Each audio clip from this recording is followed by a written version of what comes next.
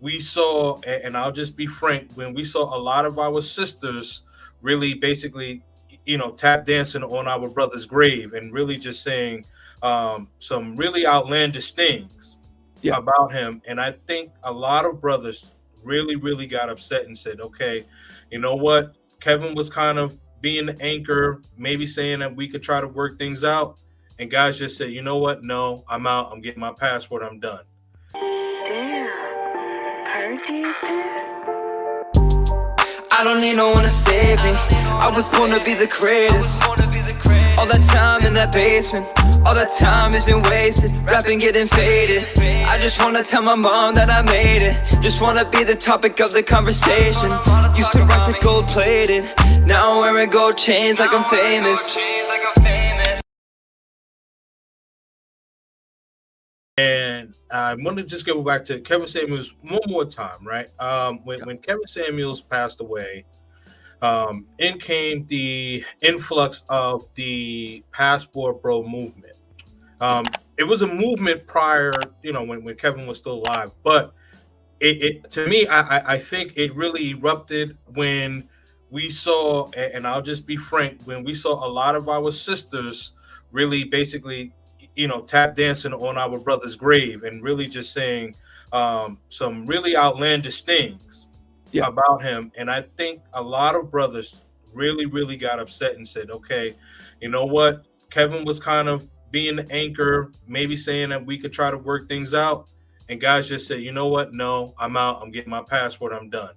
Right. Now, how do you think that? How do you think that with his death and the explosion of the Passport Bros? What are your thoughts about everything, the good, bad, or indifferent? What are your thoughts about it? I think that Kevin Samuels is passing, and the reaction of black women to it. Mm-hmm.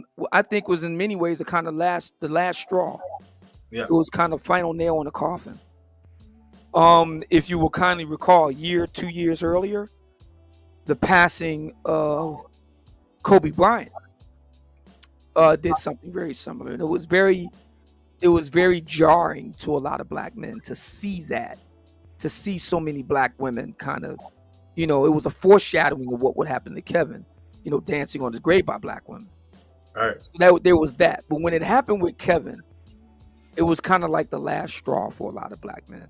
It really was like, this is it. I'm done. I've had it.